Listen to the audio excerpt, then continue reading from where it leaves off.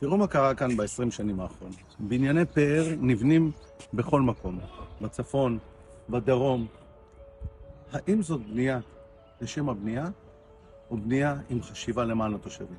איך יכול להיות שבמשך 20 שנים בונים שכונות שלמות ולא דואגים לפיתוח תשתית עירונית בכלל?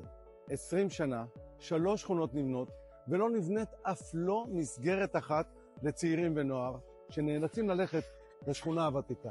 20 שנה, 3 שכונות חדשות, 0 פיתוח תשתיות שירות לציבור. והכי גרוע, בניינים חדשים נבנים, אבל מבנה תעסוקה ותעשייה, 0. מה אני וחברי סיעתי נעשה? אנחנו מיידית נתחיל בבניית חטיבת הביניים והתיכון שמיועדות להיות כאן.